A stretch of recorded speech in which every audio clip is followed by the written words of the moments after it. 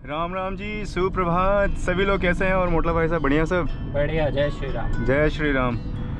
दिन आज का बड़ा ही सुहावना है और तापमान की बात करें तो 30 से 31 डिग्री के बीच में अभी तापमान है और सही है।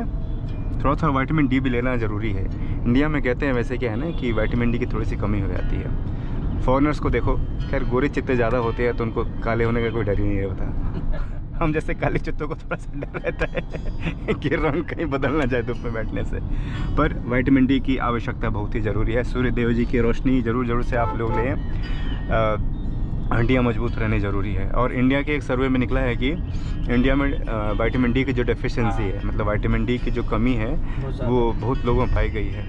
और विटामिन डी की कमी की बात करें तो उसका ऐसा नहीं कि बस केवल हड्डियों में कमज़ोरी होती है ना। सेहत में ऐसे बहुत सारे प्रभाव दिखेंगे, जैसे कि थकान सा रहना, मन में थोड़ा सा आलस से रहना, ऐसा महसूस होगा, है ना। थोड़ा सा संतुलित शरीर नहीं लगता। तो विटामिन डी की बहुत ही ज़्यादा आवश्यकता है। आप शिशु की बात करें तो आप देखते हुए कि उनको विटामिन डी की खुराक कितनी पिलाई जाती है। लोग डॉक्टर बोलते हैं कि साल भर 2 साल तक तो कैल्सिनॉल नाम की एक दवा होती है, वो छोटे बच्चों को 4 ml तक के बीच, 4 ml नहीं, 0.4 ml के बीच में दिया जाता है बच्चों को। एकदम किसी भी हालत में देना ही देना है उसको। अच्छा। हाँ, बोला जाता है कैल्सिनॉल। खैर मैंने तो, मेरी तो पुत्री है तो मैंने दिया है उनको, तो याद है। और उसका प्रभाव मुझे दिखता है, उसका प्रभाव दिखता है, बहुत बेहतर है। तो धूप से डरे नहीं मित्रों, धूप बहुत ही आवश्यक है। और रही बात की कड़ी धूप के बारे में, तो उससे तो खैर बचना ही चाहिए। लेकिन जो सुबह की बेला की धूप है, तो सुबह के लिए टहलने निकलते हैं या फिर 10 से 11 बजे तक के बीच में, जो सहने लायक हो, जिससे शरीर मतलब उल्टे डायरेक्शन में काम ना करे वैसा कुछ प्रभाव ना हो, तो उससे उसको ध्यान में रख करके विटामिन डी का सेवन ज़रूर से करें। तो दोस्तों, ट्रैफिक की बात करें तो यातायात का जो है वैसा ही सिचुएशन हमेशा जैसे रहता है आम दिनों की तरह। बृहस्पतिवार का दिन है आज। और समय की बात करें तो आज हम थोड़ा सा पहले ऑफिस के लिए निकल गए। आज थोड़ा सा इंटरेस्टिंग टॉपिक है, मैं आपसे बात करूँगा, ठीक है। समय हो रहा है अभी 9:18 और यातायात चलता हुआ है, ठहरता हुआ नहीं है ऐसा।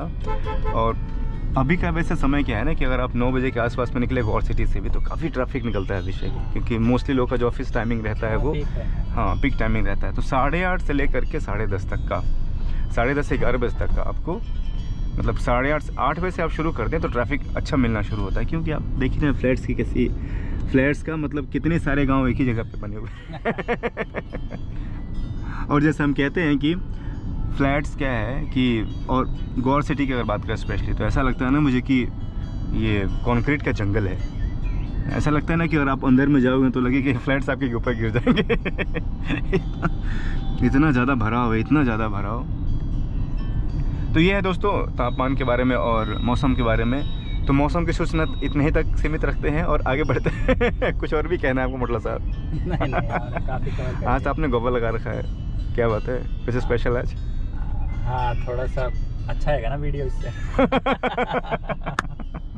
वैसे क्या है ना कि गॉगल की बात करें, मुझे स्पेशली गॉगल लगा करके ट्रांसपेरेंट वाला, ट्रांसपेरेंट मतलब कि थोड़ा सा जैसे आपका वाला है, हाँ सही लग रहा है, तो ऐसा वाला चलेगा। लेकिन जो लोग रात्रि में लगा करके गॉगल चलते हैं, मुझे थोड़ा सा भय लगता है उससे। दिन में ठीक है बस। हाँ, इवन कि दिन में भी अगर मैं काले वाले गॉगल लगा के चलूँ ना, तो मुझे ऐसा लगता है कि शायद देखने में ना मुझे कोई परेशानी हो रही है। और स्पेशली साइड से अगर मैं बात करूँ तो अभी आप देख रहे हैं हल्का सा ट्रैफिक यहाँ पे बनता हुआ मिल रहा है। तो ये आम ट्रैफिक है मित्रों।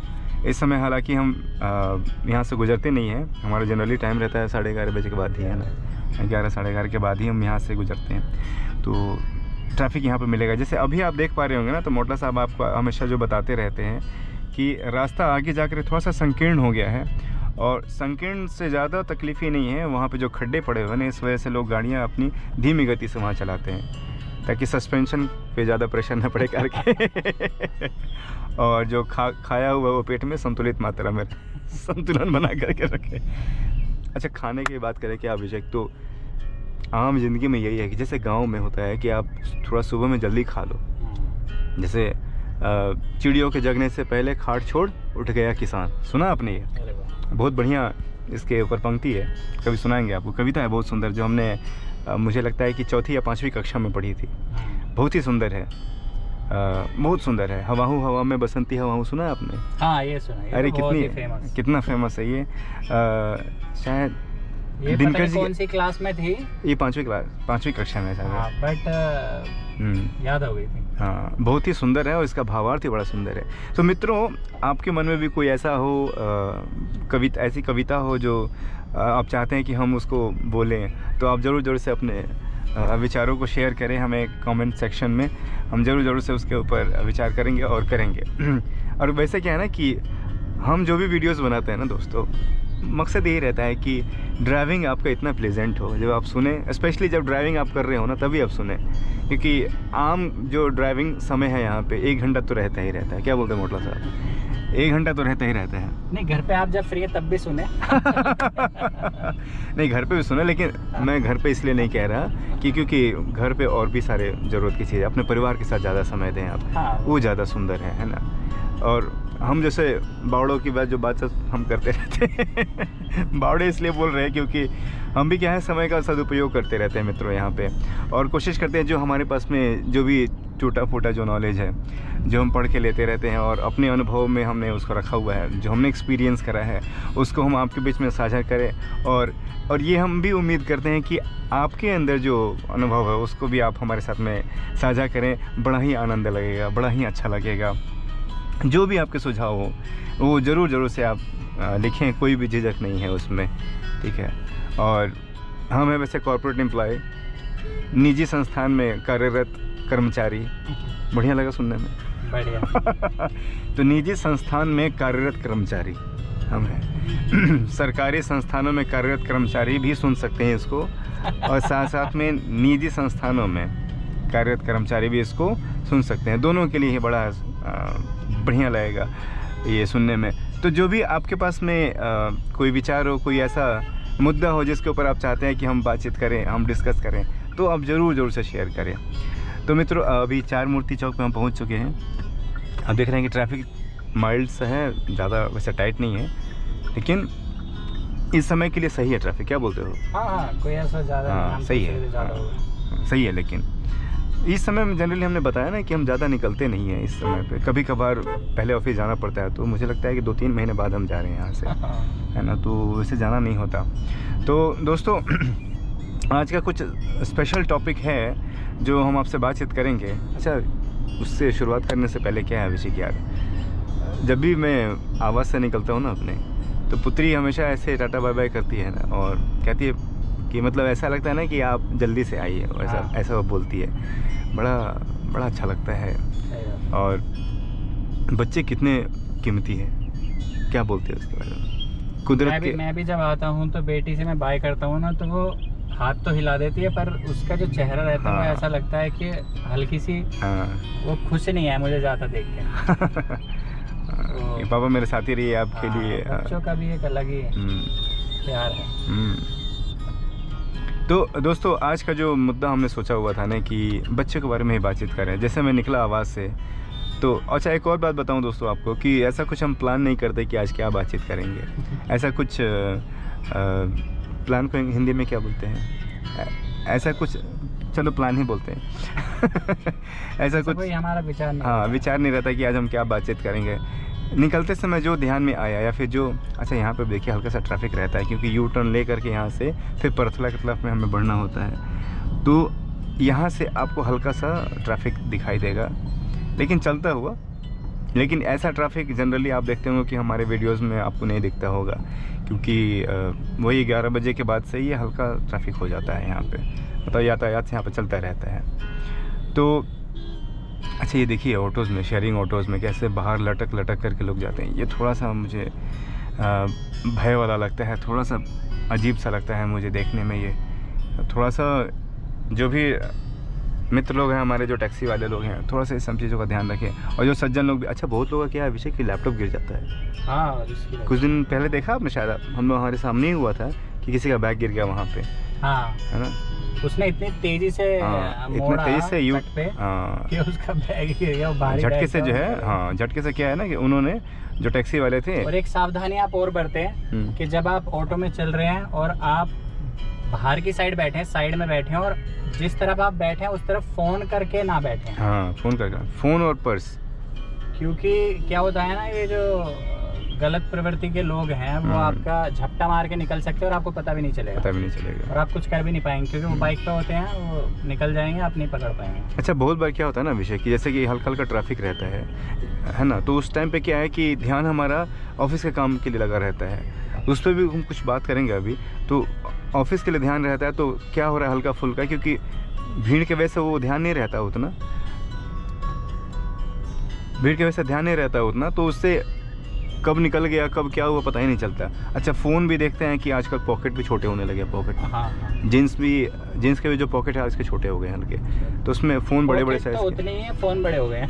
पहले फ़ोन छोटे आते थे। हाँ, अब मैं ढूंढने भी लगूँ तो फ़ोन सारे 6.5 इंचेस से ऊपर ही मिलेंगे। ये भी एक समस्या है, पता है ये समस्या है कि आप अच्छा बहुत लोग को भी आप देखोगे कि पीछे पॉकेट में फ़ोन लगा घूमते रहते हैं। हाँ, ये पता नहीं क्या स्टाइल है। क्या स्टाइल है, नया वो चला है चलन, क्या स्टाइल है। अगर कोई निकाल करके ले जाए सारा स्टाइल तो फिर दुख में परिवर्तित हो जाएगा वो। हाँ, तो पीछे वालों के तो सबसे ज़्यादा निकलते हैं। हाँ, तो मित्रों, जो लोग भी ये बात सुन रहे हैं उसका बुरा ना माने, हम ऐसा कुछ भी बोलने का इरादा नहीं रखते, लेकिन ये है कि सेफ्टी के लिए, आपकी ही सुविधा के लिए है। और ये हमने देखा हुआ, अच्छा, चैन स्नैचिंग का भी बहुत ज़्यादा हो गया अभिषेक यार इन दिनों। चैन स्नैचिंग, लोग सुबह सुबह में टहलने के लिए निकलते हैं, अचानक से बाइक सवार आए, मोटरसाइकिल सवार आए और हाथ मार खींच करके ले गए, है ना। अब बहुत बार तो ऐसा भी सुना है मैंने कि लोग क्या करते हैं कि कुछ हथियारों को दिखा करके फिर वो लूट लेते हैं, डरा करके ले लेते हैं। तो आप घूमते हैं तो सावधानी जरूर रखें, या तो ढक के रखिए या फिर घर पे रख के आप सावधानी हटी दुर्घटना घटी। तो इसका जरूर से मित्रों ध्यान रखें, हर एक जगह पे सावधान रहें, सुरक्षित रहें। अपनी सुरक्षा अपने हाथ में ही है ना। दूसरे को भरोसे सोच करके अपनी सुरक्षा को दांव पे ना रखें। तो जरूर से इस मुद्दे पे आप ध्यान दें। हालांकि आप लोगों को ये पता भी होगा, लेकिन बहुत बार क्या होता है ना कि हम आम जिंदगी में भाग दौड़ में ना इन सब बातों को थोड़ा सा किनारे रखते हैं। हाँ, किनारे रखने लगते हैं, प्रायोरिटी नहीं देते हैं। लेकिन ज़रूर से दीजिए, क्योंकि मान लीजिए कि आप महीने कहीं 2 लाख 4 लाख जो भी रुपए कमाते होंगे, या फिर लाख रुपए कमाते होंगे, जितना भी कमाते होंगे, अगर वो एक छोटी से भूल की वजह से 50,000 60,000, क्योंकि आजकल जो चैन है वो कम से कम आपको 40,000 50,000 से नहीं कम है, सही बात है ना, उससे ऊपर ही होगा। अदरवाइज क्या ना, वो धागे जैसे चैन मिलते हैं। और धर्मपत्नी जी लोग तो वैसे ही नाराज हो जाती है, क्या खरीद के लाए हो ये। तो वही है, तो क्या फ़ायदा फिर उससे। वैसे ही मोबाइल के सेंस में भी अगर बात करें कि जो दूरभाष के लिए आप प्रयोग कर रहे हैं, उस दूरभाष के लिए अगर दूर चला जाए आपसे तो भाषित कैसे होगा फिर। तो उसके लिए फिर अपनी चीज़ों को सुरक्षित करके रखें, क्या दिक्कत है। हाँ, तो फिर वो कितने दिनों तक परेशानी की वजह होगी। तो रहने से ना रहने से अच्छा है रहना ना, और रहने से अच्छा है कि सुरक्षित रहना, है कि नहीं। तो इसका जरूर से ध्यान दें। तो मित्रों, हम आज बात कर रहे थे, पहले तो मैं ये बता दूं आज आपको कि मोटला साहब का चश्मा पहनने के पीछे आज रीज़न में क्या है।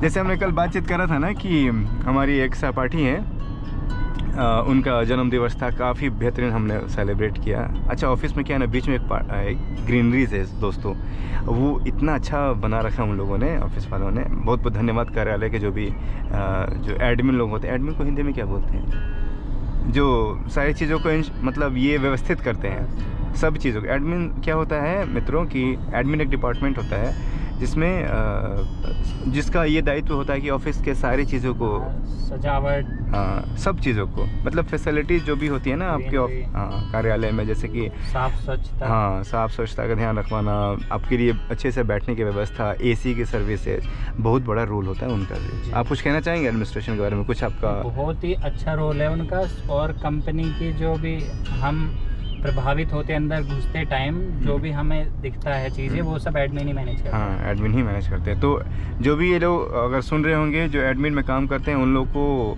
शत नमन भी कहूँगा, शत नमन ही कहूँगा, क्योंकि आप लोग का भी बहुत योगदान रहता है।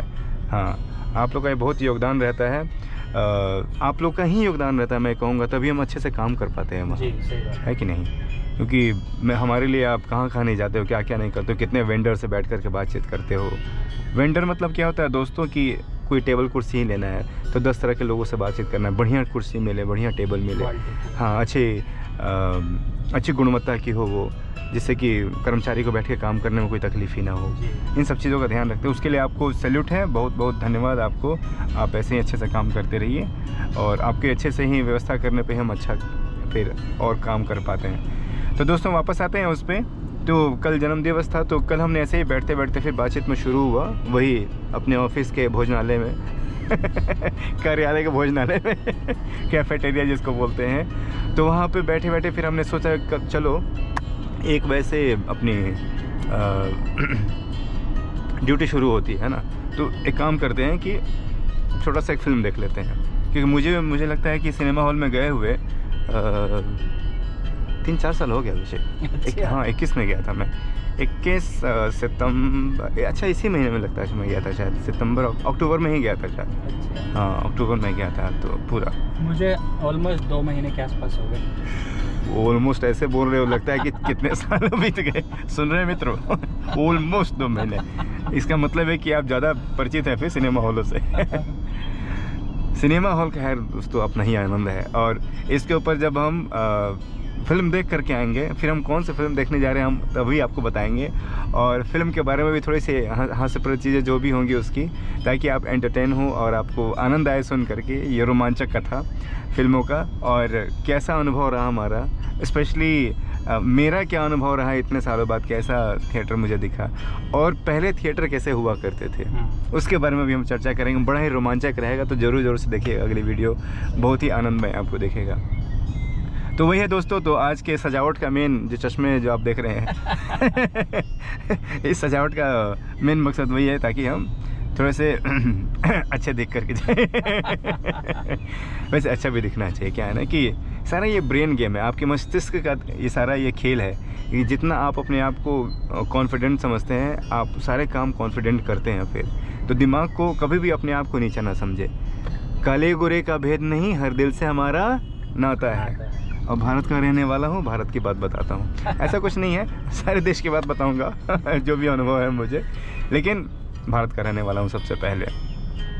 तो कोई भी ऐसा कुछ भी नहीं, कोई भी, इवन कि दिव्यांग की बात करो, विषय दिव्यांग आप समझते हैं, जो दिव्यांग लोग होते हैं जिनको ईश्वर ज़्यादा एनर्जी देते हैं, मैं कहूँगा। तो एनर्जी भी क्या है ना, साइंटिफिकली आप सोचें उसको, अगर वैज्ञानिक के स्तर पे, तो आप ये देखेंगे कि जिनके पास में दिव्य अंग है ना, उस अंग की ऊर्जा ना उनके ब्रेन में रहती है, उनके बाकी शरीर में रहती है, और उस वजह से ना उनके पास में थिंकिंग पावर ना और ज़्यादा स्ट्रांग होती है। बिल्कुल, इसका एक बेस्ट एग्जांपल मैं आपको बताता हूँ। अभी पैरा ओलंपिक्स चल रहे हैं। हाँ। और उन्होंने ओलंपिक्स वाले खिलाड़ियों से ज़्यादा मेडल जीत लिए हैं। बताइए। और भारत इस टाइम 15वें स्थान पे चल रहा है। और अरे वाह, ओलंपिक में वो कम से कम 50वें स्थान पे या 40वें पे ऐसे चल रहा था, मतलब बहुत पीछे चल रहा था। कहने मतलब ये है। बहुत बहुत धन्यवाद। मैं सभी अपने जितने भी श्रोतागण हैं जो लोग सुन रहे हो, उन सब से आग्रह करूंगा, एक बार जोरदार तालियां उन सभी खिलाड़ियों के लिए जिन्होंने हमारे देश का नाम रोशन किया है। बहुत बहुत तहे दिल से शुक्रिया उन सभी खिलाड़ियों को। अगर वो भी हमारे इस ब्लॉग को सुन रहे हैं तो तहे दिल से बहुत शुक्रिया कि आप लोगों की वजह से ही, है ना, आप जैसे सज्जन, आप लोग जैसे कर्मठ लोगों की वजह से ही हमारा देश का नाम ऐसे लहराता रहता है, ऐसे ही चमकते रहता है। वैसे ही आप भी चमकते रहिए, अपने देश का भी नाम रोशन करते रहिए। बहुत तहे दिल से शुक्रिया आप लोगों को। और खैर, जब भी खिलाड़ियों की बात होती है, जब देश के गौरव की बात होती है, दिल तो अभिषेक, तो यार दिल इतना चौड़ा हो जाता है ना, सही बताऊँ, बिल्कुल इतना दिल चौड़ा हो जाता है, खुश हो जाता है कि इन सब पे हम मित्रों बात करेंगे। हाँ, कुछ कह रहे थे आप? अच्छा लगता है, मोदी जी ने भी कल उनसे बात करी जो मेडल जीत रहे थे। और योगी जी का एक ऐलान है कि जो भी यूपी से जीते हैं खिलाड़ी, सबको सरकारी नौकरी मिलेगी।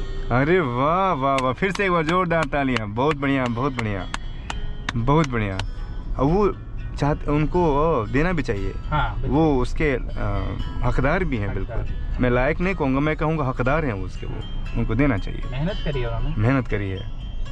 और हालांकि ना, कभी ऐसे वीडियो में हम बात करेंगे, ऐसे ब्लॉग में बात करेंगे अभिषेक, कि बहुत सारे ऐसे भी खिलाड़ी हैं जो लोगों ने देश का नाम रोशन किया, लेकिन अभी उनकी स्थिति थोड़ी सी अलग सी रहती है। तो इस बात को लेकर थोड़ा सा मन में, आज के भारत में बहुत बदलाव है। हाँ, बहुत दर्द रहता है। लेकिन अभी जिस हिसाब से चीज़ें बदल रही हैं, जैसे आपने सुना, अभी मोटला साहब ने बताया, तो बेहतर है बहुत। और इसके लिए तहे दिल से भारत सरकार को बहुत बहुत शुक्रिया, बहुत बहुत शुक्रिया।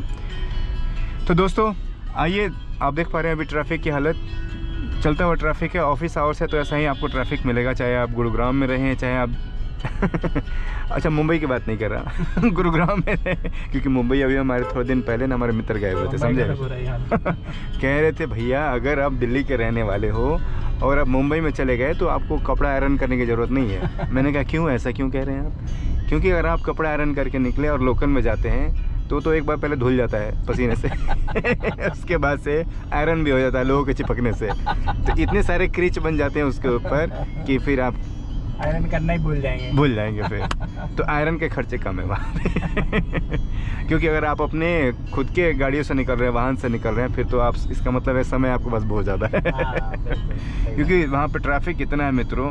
अच्छा एक और बात बताया उन्होंने मोटला साहब, ये कि वहाँ का, अच्छा घर कितना बढ़िया बन रहा है। आजकल के घर का भी क्या स्टाइल है कि पहले तो कॉलम देकर घर खड़े कर देते हैं और उसके बाद से फिर उसमें दीवारें बना करके सेपरेशन है। तो इधर का नज़ारा आप लोगों को कुछ अलग दिख रहा होगा दोस्तों, क्योंकि इधर हम पहली बार ब्लॉग बना रहे हैं, तो हाँ फर्स्ट टाइम बना रहे हैं। तो दोस्तों जैसे मुंबई के बारे में आपको बता रहा था मैं, मुंबई में क्या है, हल्का सा चिपचिपा सा मौसम रहता है, पता है आपको, ह्यूमिडिटी जाता रहता है क्योंकि समुद्र है पास में, है ना, और हीट भी वैसे ही रहता है, पॉपुलेशन भी बहुत ज़्यादा है वहाँ पे, तो मॉइस्चर जो है ना वहाँ पे चीज़ें बता रहे थे मेरे उस्ताद जी हैं जो तबला वादक हैं हमारे टीम में। तो दोस्तों हमारा एक म्यूज़िक का अपना एक समूह भी है, संगीत का समूह है, जिसमें मैं गायकी भी करता हूँ, हारमोनियम भी प्ले करता हूँ, बहुत सारे साज प्ले करता हूँ, ईश्वर के आशीर्वाद से संगीत की सेवा करता हूँ। तो कभी मौका मिलेगा तो ज़रूर से पेश करेंगे आपकी खिदमत में। तो बहुत डिमांड है दर्शकों की ज़रूर से करेंगे। तो मैं क्या कह रहा था, मुंबई में कुछ ऐसी व्यवस्था है, तो मुंबई के बारे में भी कभी दिल खोल कर बात करेंगे। दिल्ली है दिल वालों का, मुंबई है पैसे वालों का, रोकड़ा वालों का है ना। हाँ तो दिल्ली है दिल वालों का और पैसा, मुंबई है पैसों वालों का, और बाकी जगह के बारे में पता नहीं, क्षमा करें। तो मित्रों हम क्या बात करने वाले थे कि आज अपने पुत्री के बारे में हम बात करने वाले थे, लेकिन हम लगता है कि अपने गंतव्य स्थान पर पहुंचने वाले हैं, तो ये आज टॉपिक हम पूरा कवर नहीं कर पाएंगे। लेकिन फिर भी ये बात ज़रूर कहूँगा कि बेटियां जो है ना अलग ही होती है वो, बिल्कुल। देखिए संतान कोई भी हो, है ना, संतान कोई भी हो, हमेशा समान प्यार करें उनको, ये सबकी अहम भूमिका है। जैसे हम हमेशा हर एक ब्लॉग में संतुलन की बात करते रहते हैं, क्या बोलते मोटा साहब? हाँ जी, संतुलन हर एक जगह पे बहुत ही आवश्यक है। और बेटियां जब घर में आई ना, जैसे मेरी पुत्री हुई है मित्रों, मैं खुद से ही अपने आप को बधाई देता हूँ तो 1.5 साल की हो गई हैं वो, और काफ़ी मेहनत करना पड़ा हमें अपने पुत्री को पाने के लिए। पुत्र हमारे हैं 8 साल के हैं वो, और फिर कुछ समय बाद न्यूक्लियर फैमिली के बारे में बातचीत करेंगे, क्या हमारी सोच रहती है, किस वजह से हम ऐसा डिसीजन लेते हैं, इसके बारे में काफ़ी अच्छा सा डिस्कशन करेंगे, हम लोग चर्चा करेंगे। आपके ऊपर कोई टॉपिक हो जो आप सोचते हो कि हम बात करें उस पर, तो ज़रूर से शेयर करें। तो दोस्तों पुत्र संतान बहुत ही आवश्यक है। आजकल जैसे महंगाई को देख करके ना हम लोग सोचते हैं कि नहीं चलो संतान का भरण पोषण कैसे कर पाएंगे, मतलब ये मुद्दा रहता है विषय, कैसे कर पाएंगे, क्योंकि महंगाई इतनी हो गई है, पढ़ाई के खर्चे इतने महंगे हो गए हैं।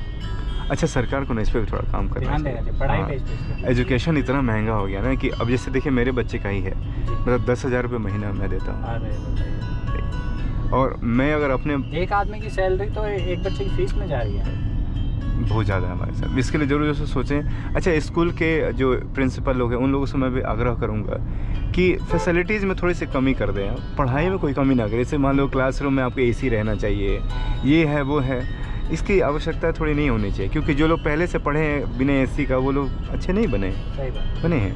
थोड़ा इस पर अच्छा, इसके ऊपर भी हम अच्छा सा बातचीत करेंगे कभी, क्योंकि मेरे मन में थोड़ा सा दर्द है इसके लिए, क्योंकि खर्चे उसमें भी कुछ बैक एंड फोर्थ चीज़ें हैं अभिषेक। जैसे मान लो कि फैसिलिटी की बात करें, प्लस सैलरी की बात है, पहले उतने खर्चे नहीं थे लोगों के, तो शिक्षक लोगों को उतना वेतन नहीं देना पड़ता था। अब शिक्षक लोगों को भी उतना वेतन देना पड़ता है, क्योंकि खर्चे हैं, अल्टीमेटली कहीं ना कहीं से जब उनके पास आएगा तभी वो आगे देंगे। तो ये सारी चीज़ों का है, लेकिन हम इस पर भी कुछ विचार करेंगे, अच्छे खासा चर्चा करेंगे इसके ऊपर भी। तो पुत्र और पुत्री यानी संतान ज़रूरी है मित्रों। ज़रूर से आप खर्चा कितना भी हो अपने हिसाब से, अभी भी जो लोग 2 रुपये कमाते हैं क्या वो जीवित नहीं है? जीवित है। तो खर्चे अपने कितने हैं उसके हिसाब से, आमदनी कितने उसके हिसाब से अगर खर्चे हमने अगर बनाया है तो तकलीफ़ ही नहीं होती है। और सबसे बड़ी तकलीफ़ी का वजह पता है क्या होता है? दूसरे गिरबान में झांकने लगना, है ना। दूसरे गिरबान में जब झांकने लगते हैं, यार फलाने के पास में ऐसा है, चिलाने के पास में ऐसा है और मेरे पास वैसा नहीं है। जाही विधि राखे राम तेही विधि रहिए, सीताराम कहिए। अल्टीमेटली सब लोगों को यही करना है ना। तो खुश रहिए, वो ज़्यादा से ज़्यादा ज़रूरी है। तो मित्रों मैं ये कहना चाह रहा था कि संतान के बारे में जो लोग सोचते हैं ऐसा कि खर्च बहुत ज़्यादा है, ऐसा वैसा है, तो अपने खर्चों पे कमी करिए, लेकिन संतान ज़रूर आवश्यक है। ठीक है, ज़रूर से आप इसके बारे में सोचें, क्योंकि सही बताऊं मित्रों, जब ऑफिस भी उतनी आवश्यक है। हाँ, बच्चे दोनों ज़रूरी है, बेटा बेटे दोनों, संतुलन हमेशा ज़रूरी है मित्रों, बहुत ज़रूरी है मित्रों। आप इसके ऊपर ज़रूर से ध्यान देंगे। ऐसा कुछ नहीं है कि बस बेटा रहेगा तो ऐसा नहीं, दोनों ही आवश्यक है। पुत्री क्या है, नारी क्या है, सृजन करने के लिए है। वो सृजन नहीं होगा तो फिर कैसे ये आगे बढ़ता रहेगा ये सिलसिला, ये कैसे होगा? आवश्यक है मित्रों, दोनों ही ज़रूरी है, दोनों ही संतुलित मात्रा में ज़रूरी है। तो मित्रों मैं ये कह रहा था कि जब भी ऑफिस से काम करके जब हम घर जाते हैं ना, जब बच्चों के किलकारियाँ सुनते हैं ना, वो ऐसा लगता है कि पूरे दिन की जो थकान है ना विषय, कैसा लगता है आपको? एकदम बेहतरीन। ऐसा लगता है एनर्जी आ जाती है। ऐसा लगा ही नहीं था कि अभी मैं ऑफिस से काम करके आ रहा हूँ, कार्यालय से आ रहा हूँ काम करके। आनंद आता है काफ़ी।